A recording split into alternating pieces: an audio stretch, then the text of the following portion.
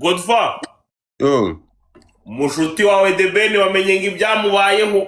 Ntabwo ari inshuti yanjye zingene no kubimenya. Indege yamusize yakagombye kujya muri Ethiopia. Oya ndekera inshuti yanjye The Ben ni inshuti yanjye. Ngo kubera kurwara mu nda yariye pate jaune idahiye. Uramubeshyeye.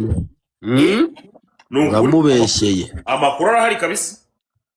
Ya ntare respect uramubeshyeye. Ejo wagiye kugura indege. Inde The Ben azayigura. Azayigura. Buretse gato. Azayigura.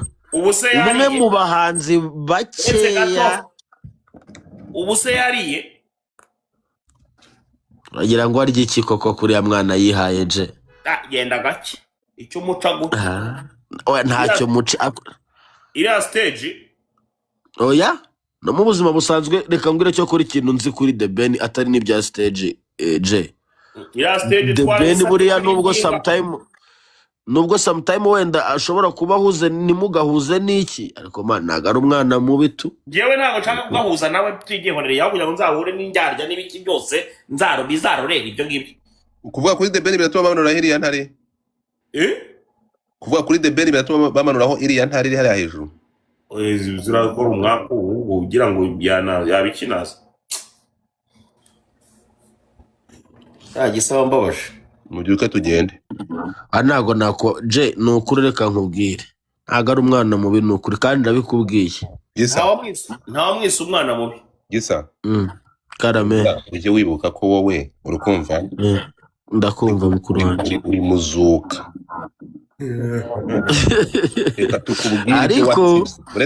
Ariko nagarutse ndi mushya. Reka kuba uri mushya rero twe turashaje katukubwire ibyitari urumva kuri mushya. Nazutse nkeye. Turi mushya ibyo watwaye ibyo byarasigaye ikibuga cyarahindutse batukubwire rero. Mu Kinyarwanda ndabizi kukizi neza cyane. Yego. Mvugira jambo nsobanurira ijambo indyarya mu magambo arambuye. Indyarya reka ndeke kubivugaho byinshi ariko indyarya ihimwa n'indyamirezi. Uri indyamirezi rero ukuri kuba mukananzu gwikizo no doke twe ntabwo turi indyamirezi rero. Nge sindi indyarya sinjya no mu bintu by'uburyarya cyangwa y'indyari zindi nge mbayeho nk'agati kateretswe n'Imana. Niyo mpamvu nge yambaye usa nk'abandi kurya urubavu rw'intama twa turimo kuganira. Wamubonye umutinganyirike se bungu ko yageze? Ntacyo mufataho.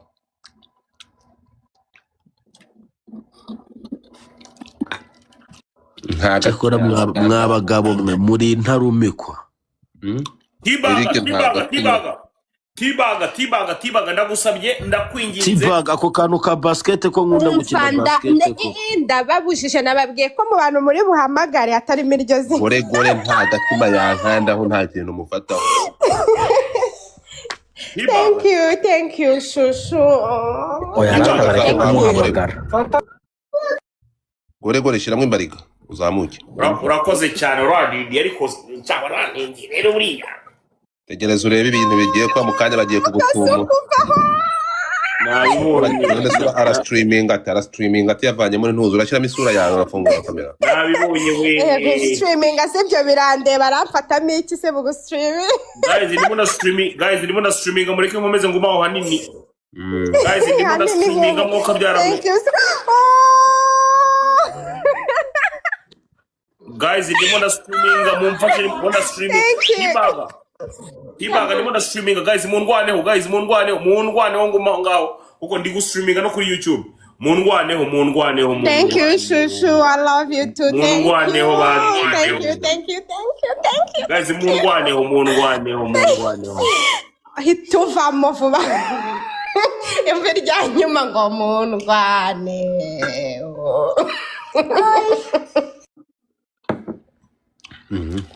Ako se mu wakanze kuri gasuku. Ase mwankanzeho kugira ngo ngaruke yayo. Sha ngo ndi iki sha? Ariko we keza aretse kwikira undi muntu ko ari gustreaming. Ngo nende gihuha. Kamishira utindi. Nambwire nje nabibwire neza ntari bi ukumva. Utindikana inkubito bagabo Adolphe ni igihuha shabyihoreza. ntabwo ari igihuha Gaboni bisaba nyamugabo imbaraga kugira umuntu avuge ngo reka gushira muri big screen. That's why Kamishi ni umugabo nyamugabo none se ari urashaka kujya kuri live kuki ushaka kujya izina ryo kuri ryuzura kuri YouTube ya Gasuku dore niwe uriho urashaka kujya gukora iki guys ngewe mumbabarire mubanze mu ntumbagize keza atagira ngo ndimo hariya kubwe Kamishi bwanjye urimo ku bwanjye na T-bag Kamishi yo wabaye nk'unkandamo kugira ngo ngumemo neza mfite umutekano ngende igihuha biravuza T-bag, ubuhuha thank you so much. Thank you. God bless you. Your pocket never get dry. Thank you. God bless you. nyuma Always. y'amagambo Gasuku akubwiye yakiyute Amen. none se Gasu ubundi ongera unsubiremo igisubizo wampaye ujya kubwira umuntu wa mbere ngo toka kureba kibwawe byari byagenze bite isi tubamo cyangwa se monde tubamo abantu bayo ntabwo bakeneye ko umuntu aba uwo yagagombye kuba ari we abantu banjye bakomeje kugenda bandwanaho banshyirira utu ice cream ariko bijyanze hagize umuntu uza agakanda ibintu bigiye bigaragara koko hasi muri Mongolia ntubayeho neza tubayeho neza reka abana b'i Kigali rero bafata izo maniganje ceka ngo abana b'i Kigali bahabwa maniganje ceka bajya bankiriraho genda gake hano harimo yinjari ingeri gaze kakajeho Kamishi ngende igihuha akantu kiguha gakande kuri gisa ntari gisa namwishyuye nayo murimo manigana nayamuhaye ahubwo umuntu nshaka kuzatamo ku mpera z'ukwezi ni keza ninjira kuri no mihanda niyo umuntu wanyakiriye neza cyane yankubisemo ibintu ntazi biguruka garugamire mbibonye Thank you, Kamishi. izo teriske Eza ukomeje kubaka amateka. nuvuga ngo Keza ategereje ku mushahara wawe kandi ni inzobe n'amabere ni naturere amabere ni icyana cy'inzobe ako kantu wakumvisha ariko je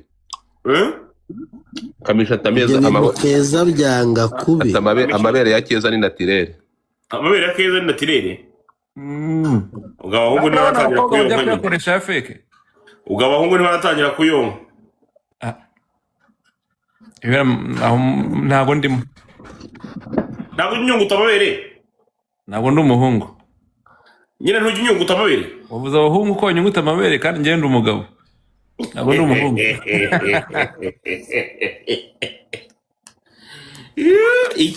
i Kigali ntabwo ari buri wese bapfa kunyunguta ndagasa ariko bagutemo mani bagutemo you deserve it bro uradukorera wijirisha ariko ukatumenyekanisha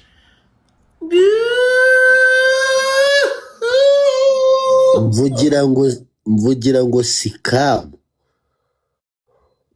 wumvise gisa kaza kwita scam ntago ari bagabo mvuze wanjye kuva kera njye mvuze ijambo umuhanda twawugendanyemo aho karya ibirayi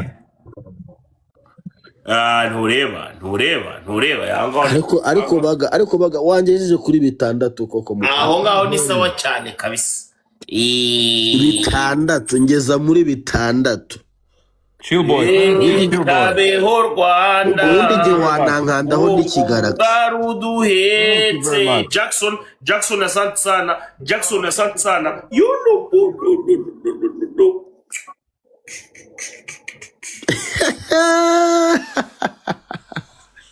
ariko Jay uranshimisha nshaka rumba ibirimo twatugambo ngo rekilempe atake kamata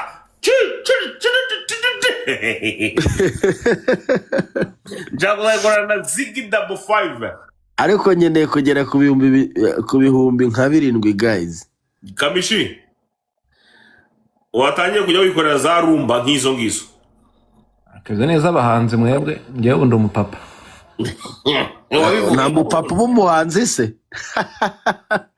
ariko i Nyarugenge nta mupapa w'umuhanzi. Iyo ubaye umupapa biba byanarangiye uba wigendeye. Asante sana Gatwepa. nyamara nta n'umuhanzi utari umupapa. Kereka nyine wabyaye wenda bisanzwe byo kuvuga ngo wanyuze ahantu imvura yaguye uricunda. Ugama. Urugama. Ariko hari ikintu njya nibaza nk'abakobwa wa mugani baba baragiye bugamisha abo basore magingo yabo bakaba batabahereza indezo. Buriya ntabwo bajya bumva nyine bibabaje cyane. Baharimo injari. Sanzana Gatwepa mfite abantu banje disi bakomeza kugenda bandwanaho bareba kano gatuza bakavuga bati kweli iyo ndo tunataka.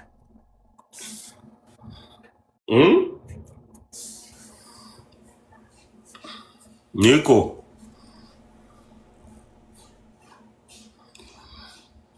ese muri kunyumva mwana?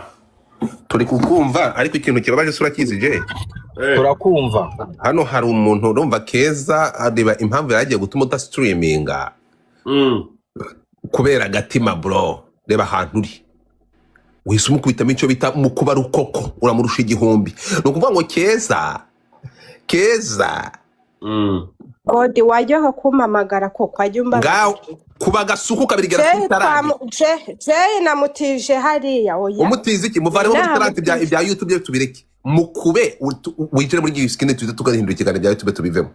Oye 30 waje dore ngo kiragarama kigasa ntabwo iriya ndabanyarwanda bakwemera ko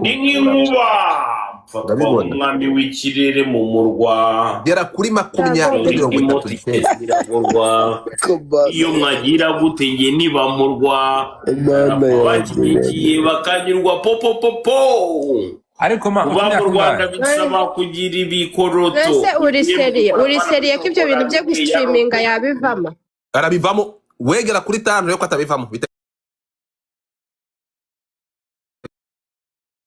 byo gustreaminga bya urajya gustreaminga streaming ndetse nyifunga ndakaswera ma iryo jambo rirakomeye ariko je wagiye ibyo bintu man. ariko narageze ndabona agiye wihangana koko je umwino watangiye je mu mugeze kuri tarani nako Keza aragera kuri 30 uravamo buretse gato guys ye murabizi wese nayigeramo none ntabwo wayigeramo Keza agenda iyo hirya nawe reko bite byawe guys ariko mugiye kongomisha ngaho mugani wakugeza ni T-Bag kandi T-Bag yise yigisubirira mu kazi urumva ninde se wundi kugezayo guys muse nk'abankanda kandi mwandebye mukankunda je yuko rwose iyo mvugo ndayanga niya bwa bugoryi bwose bw'ubwitwe Squeeze maratwekinga nta muntu uri kureba uyu munsi ke ihangane pe ongera utwekinga man munkandeho nagiye kuko ndi kumva umuntu useka nka Eric. Icyiza cyanjye abantu banjye ntabwo baza bakanda ubutimatima ubuki niyo mpamvu ubona nza mukankigumira ku kajana muraho nazamuka rimwe. Abantu banjye rero nizere ko muri tayari kasiku tumukuremo hariya Chillboy ndagusabye ubwo batangiye udutima humura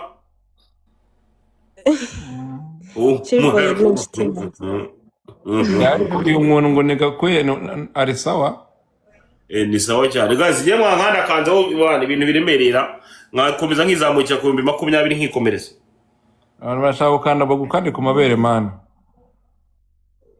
umere bien ingo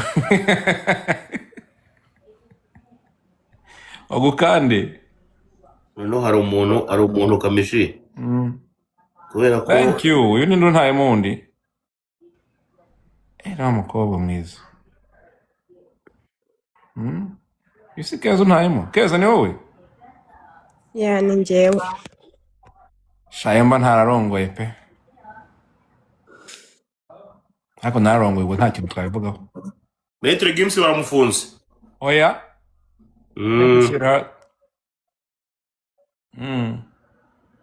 Metre Gims si wa mutipe washaka ko ngo bakora igitaramo mu cyunamo. Man, abamufunze ubwo bamuhoye impamvu zumvikana. bamufunze tayari. Thank you Keza. You're welcome.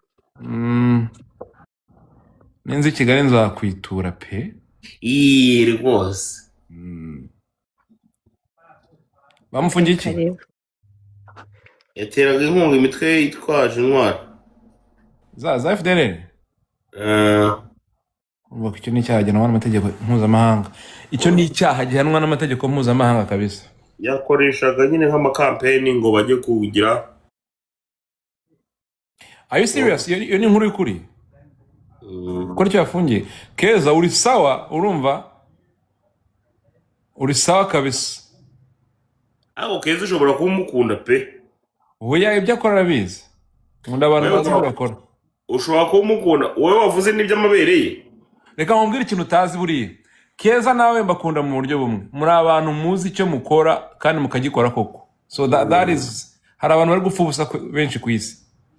Ntabwo ujya upfa ubusa. Na Keza ntajya apfa, nako ntajya apfa ubusa. So I like it. Keza ngo najya Apfa ubusa.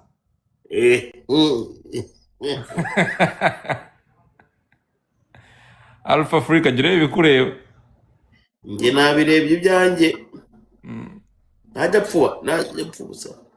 Ndavugisha bitewe n'ukuntu ururimi Kinyarwanda giteye ariko ntajya apfa ubusa. Ari abantu ubu bagiye guhinga bari mu mirima kandi imvura ishobora kuba nyinshi imyaka igatemba cyangwa izuba amapfa agacana ikuma. But you guys have found a way to make money. Ese wa muhanzi wawe? Umuhanzi wawe bitaga Saju amakuru ye? Saju herutse mu Rwanda vuba ngaho ariko. Herutse mu Rwanda kandi yamaze igihe kinini. Yakoze n'amaririmbo se? I don't think that he is interested in that anymore. Yakoze ku binamico se? Ibinamico byabuze niho bikinamico babuze budget kuko mbere yuko bari coding aho barabanza bagahembwa. Urunana za Museke ziriya. Na studio barahemba. Mbese kugira ngo uzajye kuri coding abo baguhembye.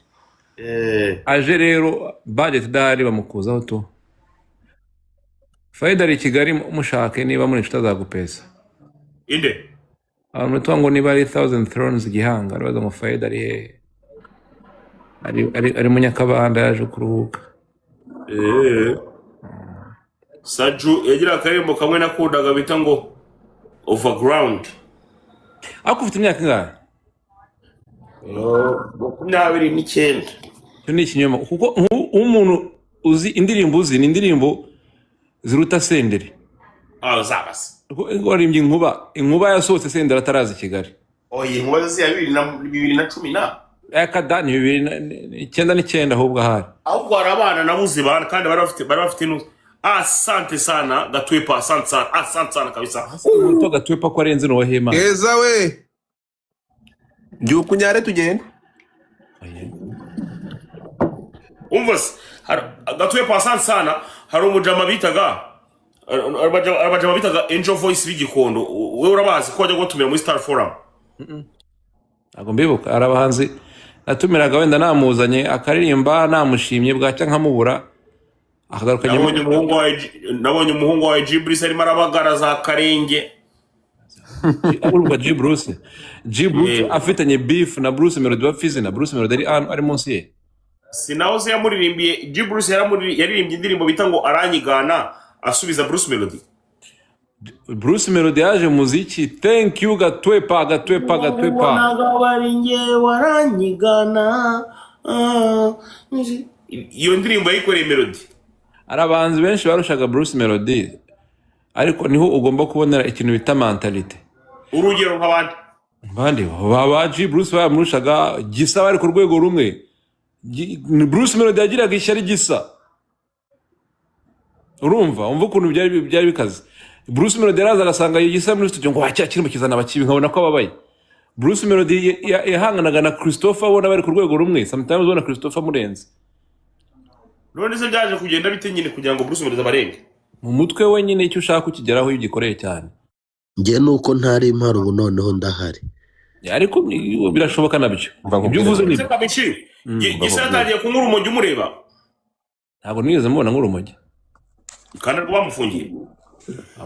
Bamufunze nibo nyine babibaza nge twaragendanaga gusa twarakoranye Gisa hari igihe nari mbizi ko buriya muganga yeze kumbuza kuririmba kandi muri Guma Guma nitwaza Gisa akaba ari urimba akaba ari njye uhemba. Reka noneho watwe pasatsana ahubwo umva ahubwo uranyibukije undi mideni rya konseri yo muri Serena 50 ndayibuka. Noneho Gisa Gisa ariko warampembaga kuko nige nakubwiye ati yampe no mu madolari nubwo nari umwana. Gisa natinda kumwishyura akabansanga muri resitora ndi mu bantu ati mpa amafaranga yanjye ahubwo mutipe tore kuri takitu ngayamuha no kumwirukana namwirukanye muri resitora indirimbo zawe twajyana kuri stage mbizi neza na muganga yambwiye ati ugomba kumara amezi 6 utaririmba kandi Guma Guma igomba kumpemba buri kwezi.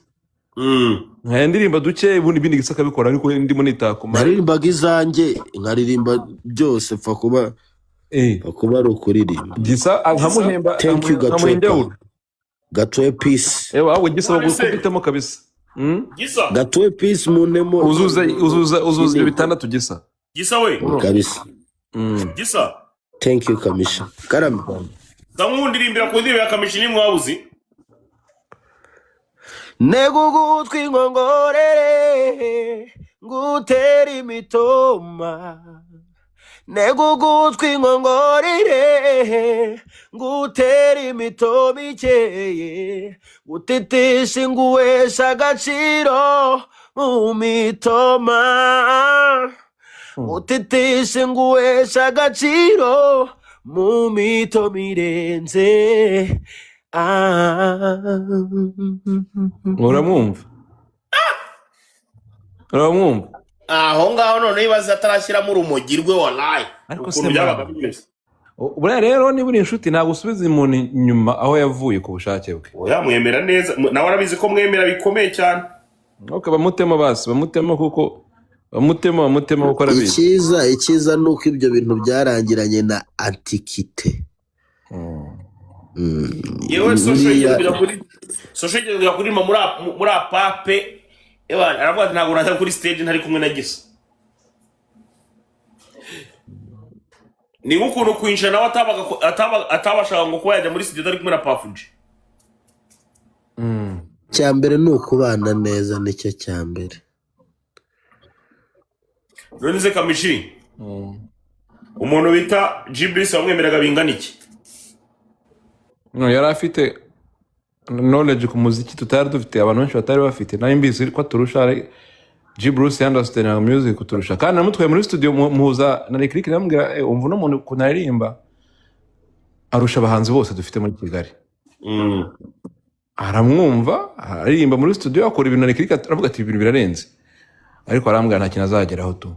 Reka kandi Gibris yagiye yamurebye rimwe nari barabagara irwamagana za Karenge. Icyo si ikibazo icyo nkubwira nuko Lick yarebye attitude yaravuga ati no matter how talented he is nta kintu azageraho mu muziki kubera imyitwarire na mentality no ugomba kuba calculating uba Gisa ukuntu aririmba ino ndirimbo I can't sing like that ntabwo Gisa tunganya kuririmba ariko at the time yarangaye nabashije kubaka izina riruta irye at the time ngo afite ubushobozi bwo gutambuka akagera kure cyane ariko at the time kubera ntabwo nari impari kabisa. Igihe cyabaga ari icyo gukora wasangaga ndahari mpise hari ahandi hantu ngiye none ahandi hantu arabivuze ngo agatari ariko se bwiye muvuze itabi ariko se kabaza ariko se Godfather Gisa iyo umuntu agiye gukira indwara arayirata bro. Ntabwo bira bintu ntakoze nta muntu narayikize rero ibyo byararangiye uri mu mwanya wo kubisubira uretse gato uri no mu mwanya wo kwikiza n'abandi. Nta muhanzi umuntu wese ufite fame n'abakamishi kubicigaragara bakamishi no kubicika rero babyinjemo bakurusha imyaka bakamishi babyinjemo Gatwe peace thank you Gatwe peace bakurushaga cyo tuvugisha ukuri urimo kumva biterwa ku myaka yawe wenda n'ibigare hari nk'ibigare abantu bajyamo ejo bundi baza Christopher Christopher mubaza nawe amajije Christopher wigeze byonyine Christopher nta rumogi yanyoye ariko depression yaramukubise Christopher aragenda ajya mu kavumo aragenda umuryango yavuyemo iyo ko afite umuryango ba Bruce Melody baragiye baramufasha baragenda bajya kumushaka na ba Element kumugarura ejo bundi yarabyemeye ndi kwimubaza icyo mvuga ni iki turi mu kiganiro ejo bundi so icyo mvuga ni iki nta byadanje nta kintu abantu bose nibangase batanyura muri biriya kunkuru umugi ntabwo amabere ntabwo agambanye ntabwo ari kuba ikigwari cyane ariko ikiza ni uguheranwa nabyo urimo kumva uri kubona Kamishi ari kushaka kubivuga agashaka kuza kunyura iruhande no Kamishi woya okay ikidakwishe kiragukomeza ikidakwishe kiragukomeza urukunyumva ariko Kamishi yabivuze neza yavuze ko hari igihe narangaye nkaba ndahari ntabwo warangaye itabi ryaragutwaye bitewe n'ikigare ubwo ryarandangaje bakurusha izina kandi nari na mutoya Kamishi arabizi ariko icy'ingenzi ni uko Uwiteka yamfashije nkaba ndi mu murongo mwiza kandi nkaba nifuriza n'abandi bari mu buzima nk'ubwo naciyemwo guhinduka nuko numvaga Kamishi kubivuga yabuze ikinyarwanda bivugamo Kamishi nta byadanje tujye duterega niyo mpamvu wabonye uri hasi mbwira Jay ndamubwira ntumusa hari abantu ngiye ntashobora gutongaho agatoki bakoresheje igihe cyabo neza Nindi Sunday urumva Kamishi mu bantu bakoresheje igihe cye neza urimo kumva nta kese nimwe nta tiku narimwe nigeze numvamo Kamishi ni umuntu wakoze ibintu bye ku gihe cye n'aya masaha izina rye nta cyashya kiriho bro urumva asante uwo muntu se ndava hehe nza kumushyiraho comment uretse kumuha indabo ze no kumwubaha so urumva ahubwo reka mbaza umutipe witwa Jay Squeezer igeze kuntega umutego ntanamumenye ahantu twa muri Arizona nagiye kuririmba mu bukwe aranyandikira ngo nitwa Jay ngo ndashaka ko tubonana ngo ndi promote it's okay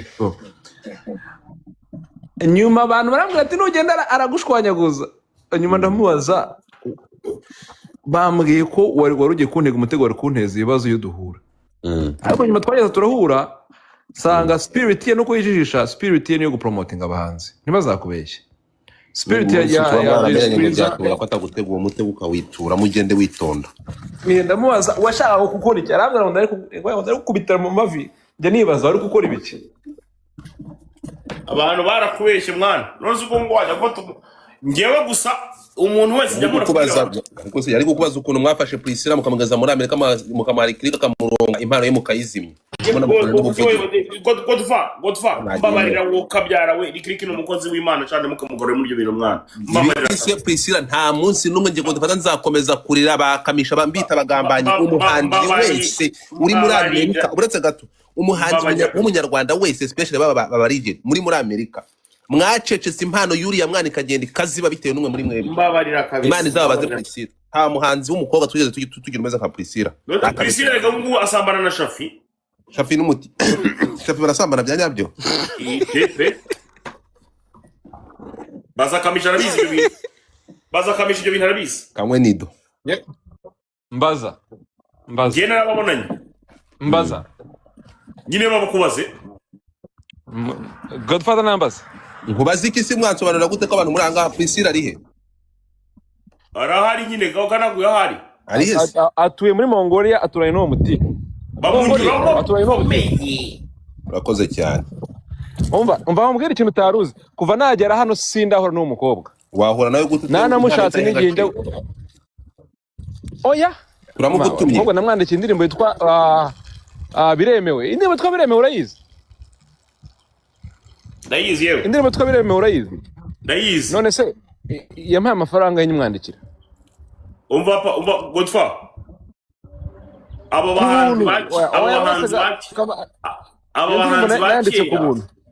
bahanzi ba kera uretse Kamishi bagisa n'abandi batangiye kugenda babyumva ni abantu bumva ko ngo bari abasitari ngo bikomeye cyane bashaka nko kwitsimba ngo kugira nk'uwo Priscilla aramutse ageze nka Nyabugogo mpamya neza ntishidikanya ko nta n'umuntu n'umwe ushobora kuba yamumenya ariko agakomeza kwitsimba ngo ni umusitari ngo ni ibiki ntabwo bibaho hano kuri no pano byonyine ubwabyo ufite gusangana n'abantu bamuze twenyine tumuzi ari nabyo bintu byagiye bibatera za trauma ugasanga bamwe bagiye banataha ntacyo batahanye fata urugero rwa Miss Aurore ubu tuvugana, Imana imbabarire kubona namuvuzeho. Uzi ko hari ahantu yarari ngo yitsimbatsimba n'ibiki byose agataha ntacyo atahanye. Kamishi urabizi ibyo bintu ariko ntukajya wikiriza umeze nk'utari urajyana nanjye. Ibyo bintu wajya ubivuga kweli ko kuvuga ukuri aribyo bintu bifasha n'abandi bana ntibazamere gutyo.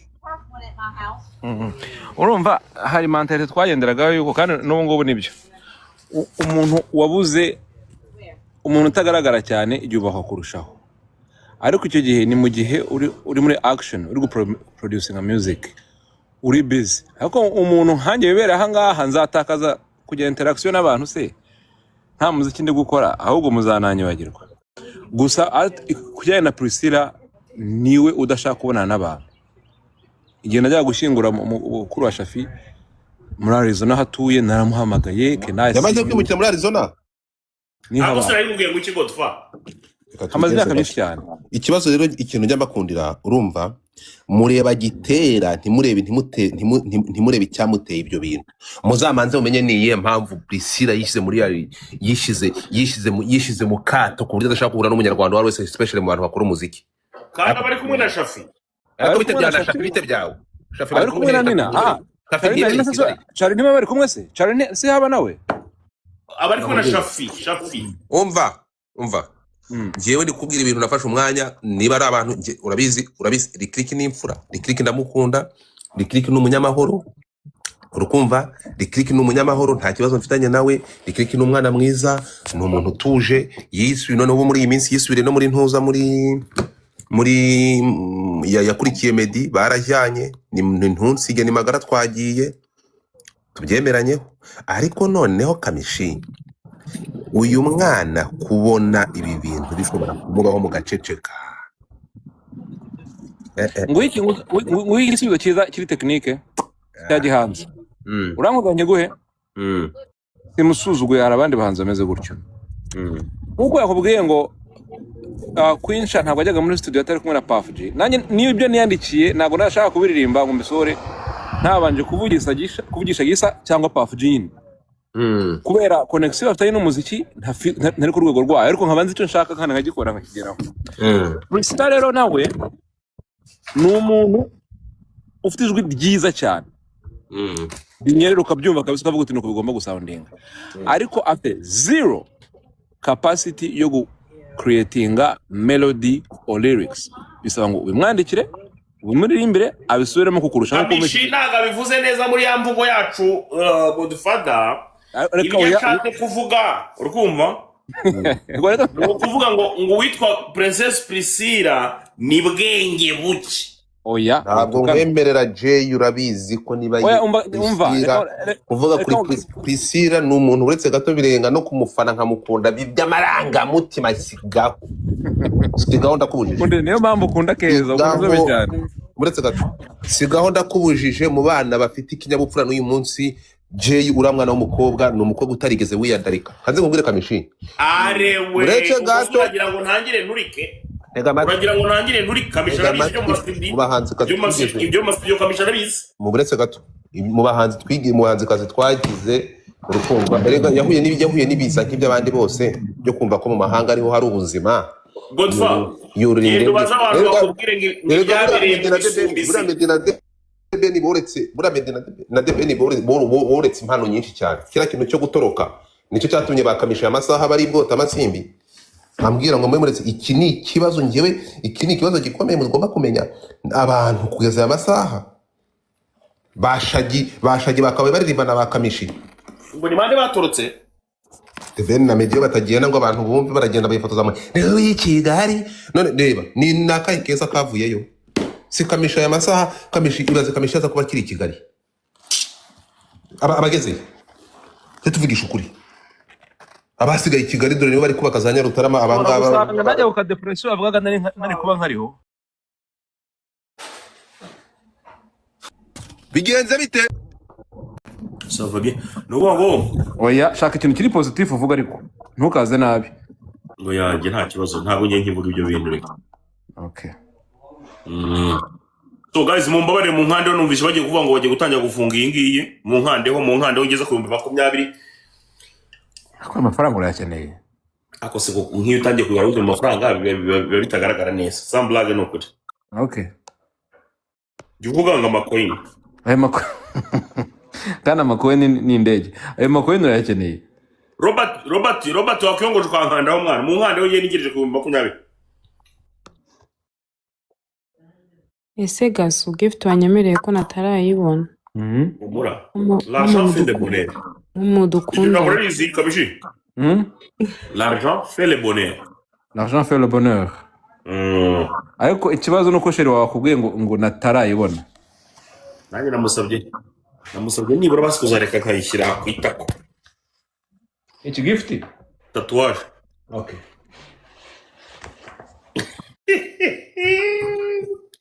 Cyana cy'inzobe.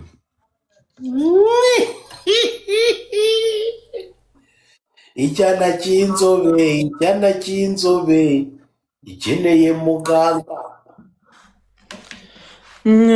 Senyuri keza bebe. Icyana cy'inzobe ikeneye muganga.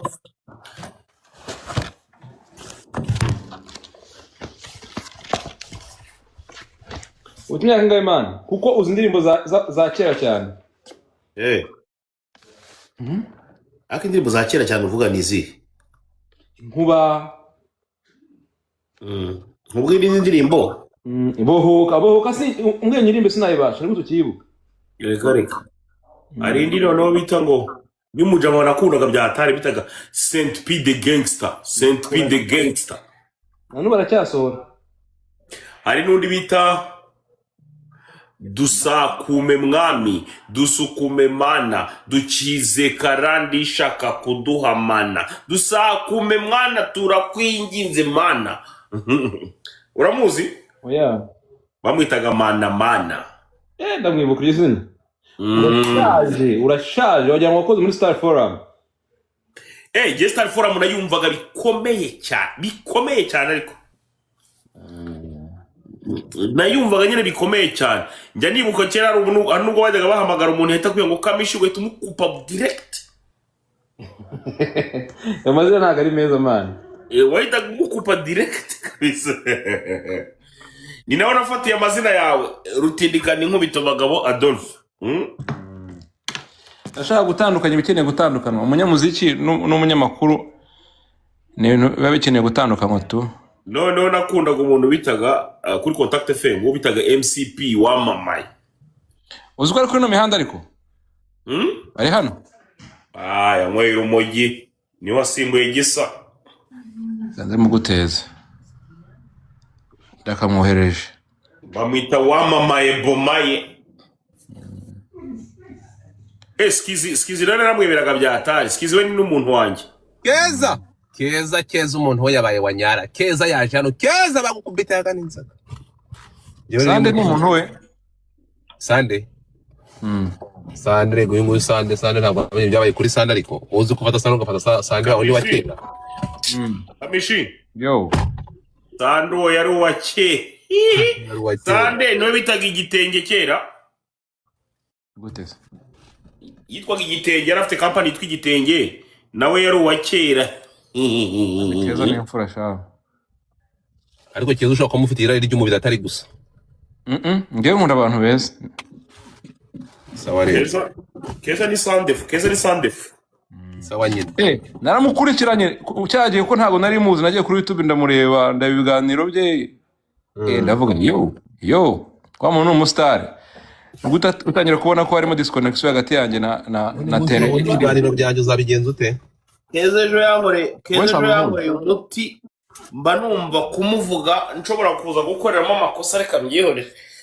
Uretse gato. Wabyumvise ko navuze ko yaguhaye inzibyo aho niho ntandukaniye nawe. Aho niho ntandukaniye nawe niyo mpamvu ubonye kira cyana nanzi intare ye. Intare ndayanze ndavuga nti ndaguma kubagoza. Keza mukunda byo gupfa. Ubanje kuvuga ko ejo yaguhaye inzibyo. No yankoreye umutereka Keza nawe ngiye kunsiramuza. Yaguhaye bitugukwaha. No yagiye kunsiramuza. Bazakora consultation ko cyakize.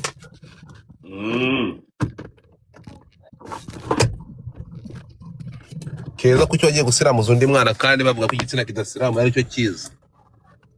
Biriya biboro bisa nabi bro. Ibihe Ibyo bintu ngo bidasiramu najyaga mbabona ku ishuri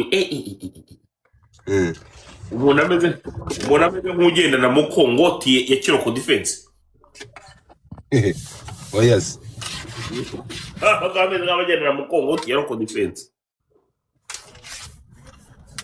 Ese Kamishi abo bana bari ku Defense urabibuka ba zamani hano bambaraga ibintu bya pink byenda kumera nka pink n'umutuku utamwisa fande rwose yabaga atakure nigeze gukubita mu ruhengeri reka nigeze kumukubita ahita avuga ngo ngiye kujya kwiga karate nanjye sha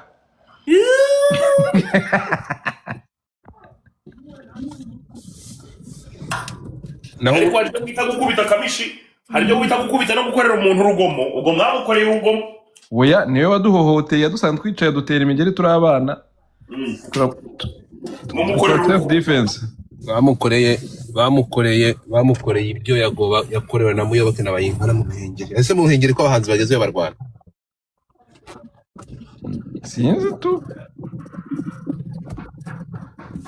Uzi Kamishi ibihuha bivuga ko ari wowe wigishije The Ben kwambara nabi ibyo ibintu byaba bifitanye kuri bisa. Ben amwishe kwambara nabi. Ni Jay Squeezer wamwigishije. Uzabase ngese ndi inshuti. Ntabwo uri inshuti ye, mwari inshuti magara. Uwo mwihakane kuko niba yabuze niba indega yamusize ibingibe ntabwo bivuga ko ugomba kumwihakana mwarabanye no mu nzu muri Arizona mucunga abakecuru mwese hamwe.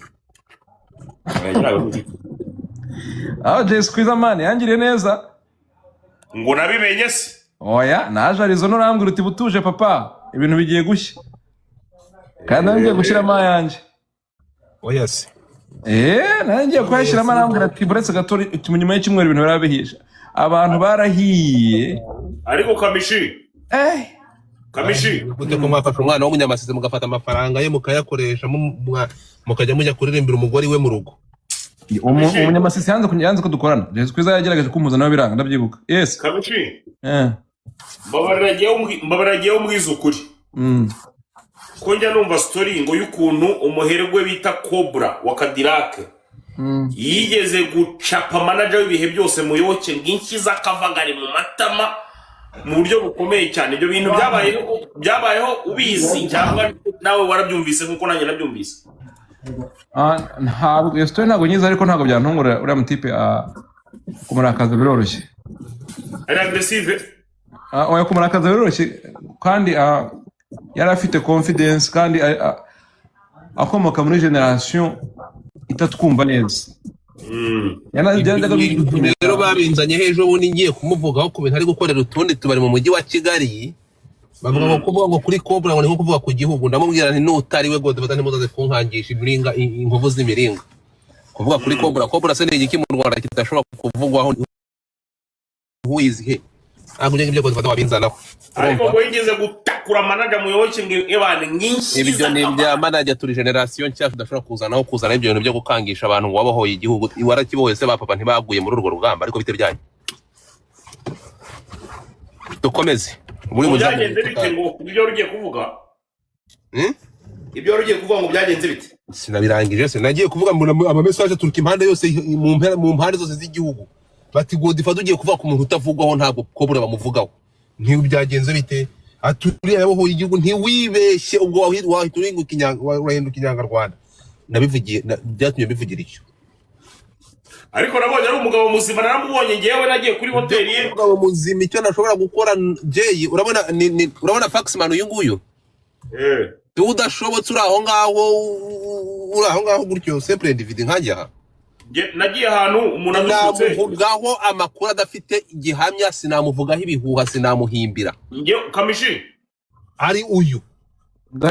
Ndakumva boss. Ejo bundi naragiye ngiye ahantu kuri hoteli umuntu ambwiye ngo nimpa musange nari Nyarugenge. Ngo ni musange kuri hoteli Nyamirambo. Noneho kumbi hoteli ni y'umuvandimwe Cobra. Ntabwo nge nari muza amaso ku yandi. Uri kumva? Noneho ndagenda ndinjira kumva uwo muntu yakomeje gukoresha amavayevye abantu benshi bakomeza kugenda bagenda aho ngaho cyane. Byari byamaze kuba too much. Nanjye ndahagera nyine. Maze kuhagera noneho mpita nkubitana n'umupapa wicaye wambaye Islam ari kumwe n'abandi.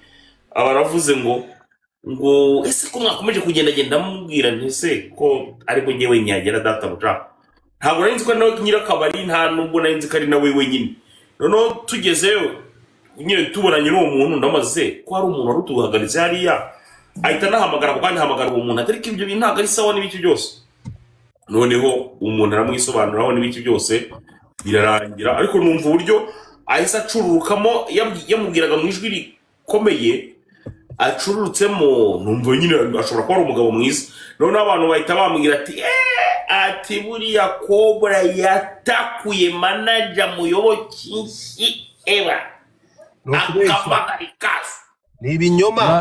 Cobra yanga kavuyo. Cobra ari umwana mwiza ngenda muza amaso ku maso, ni umwana mwiza na Cadillac itarashya na DJ rero Cadillac imara gusharaka niba akaba yakoreye umwana we Kimironko hepfo mwizindiro urabona kamishi utambitse hirya kabisa. Cobra niho Cadillac kimara gushya niho yajyaga ntekereza kurangiza stress. Cobra ndamuzi ni umwana mwiza byatari atera brag afite ukuntu mu biganiro ajya kupita bakano kagaswahili ki Burundi urumva avuga n'agafaranga n'umugabo mwiza byatari akubita bavuga ati bapeti yangu nimushaka gutereta umukobwa bya vrai uzamuhamagara umutekere ibishimbo na capati ariko ngafite agakandara k'umukara buriya rwose abahanzi bamutinya kubi umuzanire mukaru naguhigitse na wamuhaye mukaru na capati n'ibishimbo aza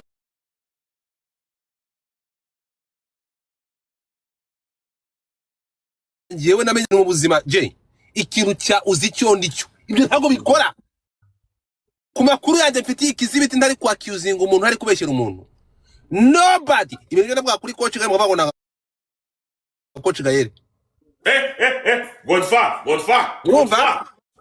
niba muravuga ngo coach Gael aya masasi inshuti yanjye hari cyo dafitanye nawe nagiraga ngo hari abantu nta muntu wowe hari abantu badashobora kuvugaho ngo hari umuntu none se wabuzwa n'iki kuba ku mushahara w'ukwezi ngiye kutanyishura ko bidashoboka ndi kukubwira ngo hari abantu umuntu atavugaho rwose mpari numva hari coach Gael uwo nguwo bamwita Demidie kimwe cya kabiri cy'Imana kuri jewe hakaza reka maze tubizi uyu mushenzi uretse gato kantubizi uyu hakaza Muyango Claudine umwe mu bakobwa beza akazi ko mu rugo nakoraga reya narongoraga nyoko niyo mpamvu nakavuyemo kuko yansabaga kumurongora amasaha menshi kandi mfite intege nke so fata boroke nyoko ntiyari aryoshye niyo mpamvu nabiretse akazi ko mu rugo ndakareka ubu mbiriye mu muhanda twakomeje nta miyaga ngomba gushyira muri zingegera imvugo nabo tolerance ariko guhinduka na wagira ngo neza nijya uretse gato no oya aba bantu urumva hari ukuntu babona umuntu yabaye polite nta muntu ko comment zanjye zigomba kuba clear mugatuza mukagira discipline mukumva ibitekerezo by'abantu b'abagabo niyo bava no kuri platform nta muntu w'ikigoryo hazamuka udafite izina no